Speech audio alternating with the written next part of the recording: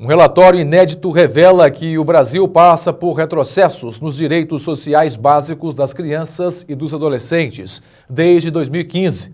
Você vai conhecer agora o trabalho de instituições que lutam para mudar essa realidade, mesmo sem o apoio do poder público.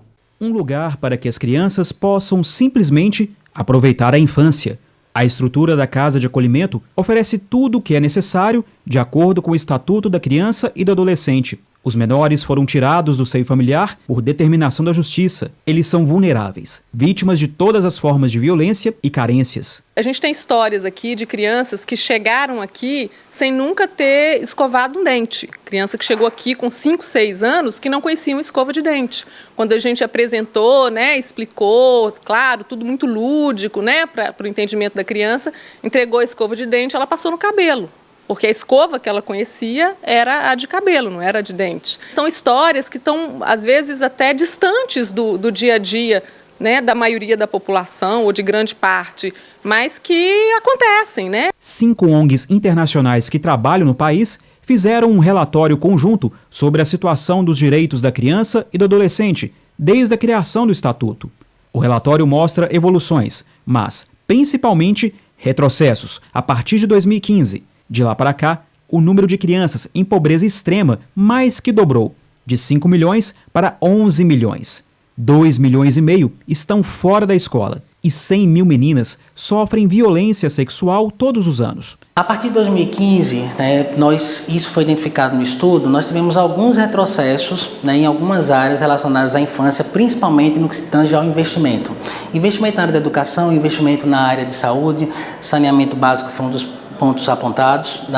As políticas elas são importantes para conseguir alcançar e conseguir proporcionar a essas crianças um atendimento mais qualificado, mas do ponto de vista preventivo também. Então, não do ponto de vista de quando a criança já sofreu algum tipo de abuso, ou a criança foi colocada numa situação que vá contribuir negativamente para o seu desenvolvimento, mas que o Estado também possa cumprir o seu papel fornecendo opções para que essa criança ela se sinta protegida. A pesquisa das ONGs é inédita no Brasil.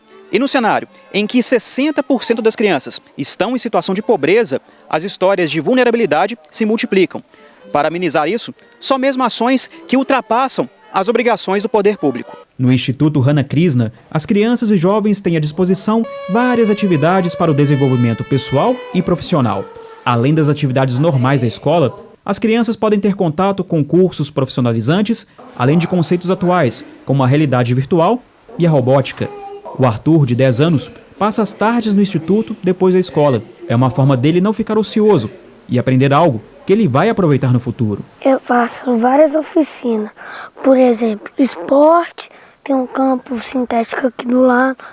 Faço computação, mesa educacional, que só tem poucas aqui em Minas, e eu faço mais algumas atividades, como biblioteca, internet.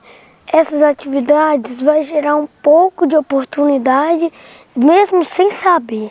Eu preciso fazer alguma coisa para mexer no computador, tirar uma cópia, fazer um trabalho de escola, eu já posso fazer. Isso acaba sendo um alívio para a mãe, que só vê vantagens em ver o filho fazendo algo a mais. O Arthur fazer parte desse instituto, para mim, me traz um certo alívio e segurança, porque no contraturno escolar dele, às vezes a gente fica na dúvida, onde eu vou deixar meu filho, o que ele vai fazer? Então aqui ele tem a oportunidade de participar de várias ações dentro do instituto. Várias oficinas no contraturno escolar dele. A diretora do Instituto diz que a realidade das famílias atendidas favorece situações degradantes para as crianças. O importante é oferecer alternativas para mudar a realidade. O papel que as organizações sociais desempenham em todo o país no fortalecimento dos vínculos familiares, na manutenção das crianças na escola é muito forte. Como as organizações são situadas próximas das escolas, têm um contato muito próximo com as famílias, com os pais das crianças, a gente consegue detectar qual a melhor forma de estar direcionando essa relação, construindo um futuro melhor para elas. Então, quando a gente facilita certos passos, por exemplo, uma família extremamente vulnerável, uma mulher que sozinha cuida de, às vezes, 5, 6 filhos. Então você, por exemplo, como o caso da irmã Crisa, ela oferece o almoço diário para a criança e um lanche, inclusive nas férias, e todo o material escolar no início do ano. Então você permite, dá condição à família, à mãe tão sofrida que aquela criança frequenta a escola.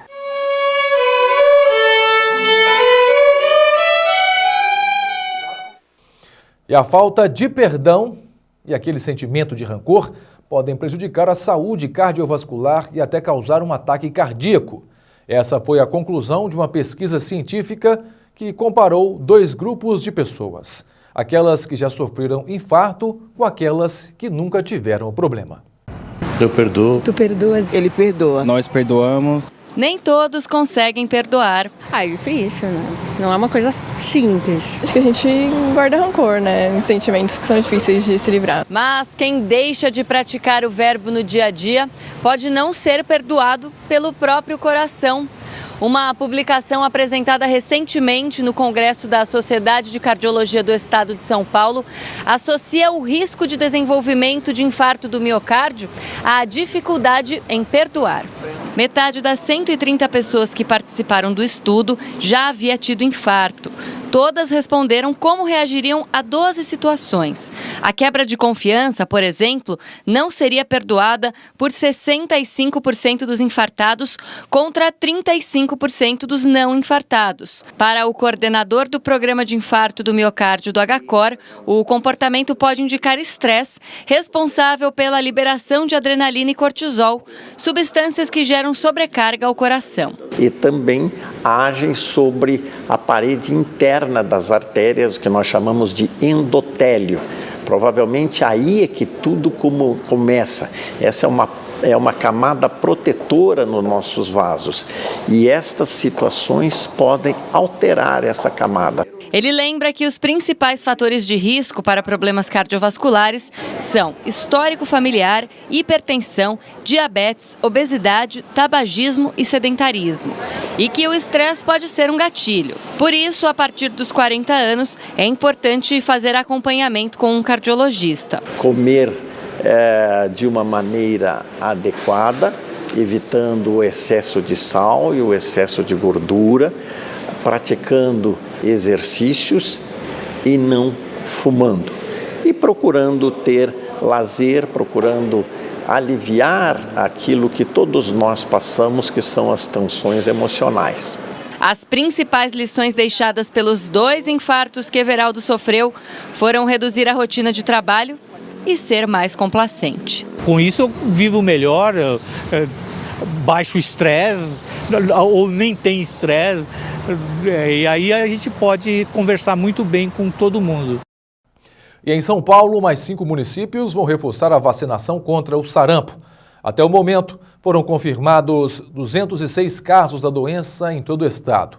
As informações com o repórter da TV Brasil, Ricardo Ferraz. Em 2016, o Brasil chegou a receber o título de território livre do sarampo pela Organização Pan-Americana de Saúde, mas a reinserção dos casos vai retirar esse certificado do Brasil. Agora, isso acontece não apenas aqui no nosso país, viu? A Organização Mundial de Saúde tem registrado um aumento nos casos do sarampo em diversos países do mundo. Isso acontece por causa da grande circulação de viajantes e também por campanhas que, infelizmente, têm sido feitas baseadas em notícias falsas para as mães não vacinarem os seus filhos. No Brasil, o sarampo tem chegado principalmente pela fronteira com a Venezuela, na região norte do país, onde muitos refugiados têm cruzado essa fronteira, e aqui em São Paulo, pelo aeroporto de Guarulhos e pelo Porto de Santos, justamente os 2 pontos que mais recebem estrangeiros em todo o Brasil. O Ministério da Saúde, em parceria com as secretarias estaduais de saúde, tem fornecido doses extras para a vacinação, principalmente nos estados de São Paulo e do Pará. Vacinando a faixa etária que tem a menor cobertura imunológica, as pessoas entre 15 e 29 anos de idade. Hoje, a vacinação aqui em São Paulo começa em 5 cidades da região metropolitana. São elas Guarulhos, Osasco, Santo André, São Bernardo do Campo, São Caetano do Sul e Osasco e Guarulhos, eu já falei, né? A meta é vacinar quase 3 milhões de pessoas, mas até agora apenas 50 mil compareceram às unidades básicas de saúde para se imunizar. Hoje foi confirmado mais um caso da doença no município de São José dos Campos, entre Rio e São Paulo, um bebê de 11 meses de idade. Aqui na cidade de Osasco, de onde falamos neste momento, 12 casos estão em investigação, 6 já foram confirmados. E quando isso acontece, a Secretaria faz o chamado bloqueio, vacinando inclusive as pessoas que moram no entorno de onde os casos foram notificados. Haverá também vacinação nas estações de trem, de metrô e também nas escolas, assim que forem retomadas as aulas após o período de férias. A seguir, em visita ao Exército de Cristalina, Goiás, prefeito de Paracatu pleiteia a implantação do tiro de guerra no município. Hospitais universitários vão ganhar mais recursos do Ministério da Saúde para aplicar no ensino e na pesquisa e também reforçar atendimentos e serviços. E ainda, reforma do pronto-socorro do Hospital Municipal de Paracatu é concluída. A gente volta já. A próxima parada da Expresso Planalto é um transporte ainda melhor para você. Entre as novidades que se encontram em fase de implementação estão a integração das linhas, na qual você pega 2 ônibus com uma só passagem, 8 novos ônibus para as faculdades, 2 ônibus extras para cobrir eventuais atrasos, cobradores em todas as linhas nos horários de pico e monitoramento por GPS. Expresso Planalto Paracatu, tudo de melhor para você. Todos por uma cidade limpa. A Prefeitura está realizando mais uma grande limpeza com capina, poda e varrição da zona urbana e algumas comunidades da zona rural. Além disso, a Prefeitura instalou cerca de 170 novas lixeiras, adquiriu 4 novos caminhões de lixo e ampliou as rotas de recolhimento. Mas é preciso que você também faça a sua parte. Não jogue lixo e entulhos em vias públicas e lotes vagos. Não utilize fogo para eliminar resíduos. Coloque seu lixo para fora somente nos dias e horários corretos. Mantenha seu quintal e a cidade limpos. Proteja sua comunidade da dengue e outras doenças. Todos por uma cidade limpa. Prefeitura de Paracatu. Mais trabalho, novas realizações. Guia Comercial de Paracatu. Seja visto, seja lembrado. Clínica Provida Especialidades Médicas. A sua saúde é a nossa prioridade. Rua Doutor Almir Laor, Porto Adjuto, 540. Jockey Clube, 3671-1508. Fábrica de Biscoitos Vó Maria. Biscoitos, bolos, pão de queijo e muito mais. Rua Salgado Filho, 147, Bela Vista, 3671-3566. Pamag Pré-moldados. Qualidade em primeiro lugar. Rua da Contagem, bairro Paracatuzinho, fone 38-3671-1032. Autoelétrica do Newton, baterias, peças e serviços em geral. Rua São Vicente, 359 Centro, 3671-3809. Na Vilela Autopeças você encontra tudo em linha leve para veículos nacionais e importados. Vilela Autopeças, Rua Prata, número 112, Amoreiras 2. Cantina da Benta oferece para você o melhor da comida caseira com o melhor preço. Aliamos sabor e qualidade em um cardápio balanceado para suas refeições. O lugar certo para você e sua família. Trabalhamos com self-service no quilo ou à vontade. Venha experimentar. Servimos Marmitex para empresas. Cantina da Benta, 3671-3714, Rua Boa Vista, 1262, Bela Vista, ao lado da rodoviária. O portal de notícias MB News chega a São Paulo, um dos maiores centros financeiros do Brasil e do mundo. Dinâmico, interativo, com notícias atualizadas, o MB News São Paulo traz os principais fatos do momento que realmente interessam aos paulistas. O ranking das principais fontes de notícias do país e do mundo você encontra aqui no mbnewssaopaulo.com. Você sabe como será o seu futuro? Alguns acham que essa resposta é impossível. Outros preferem assumir o compromisso de criá-la. Quando você se torna protagonista, fica bem mais fácil de enxergar o que está por vir. Agir com transparência, ter responsabilidade, trabalhar duro e se dedicar sempre. São algumas atitudes que moldam as nossas vidas. E as ações, você sabe, desenham caminhos pelos quais escolhemos chegar aos nossos objetivos. Não busque o caminho mais rápido ou até mesmo aquele que parece mais fácil. Busque aquele que te completa, que te faz ter orgulho. Kinross Paracatu. Construir o amanhã é dedicar-se todos os dias.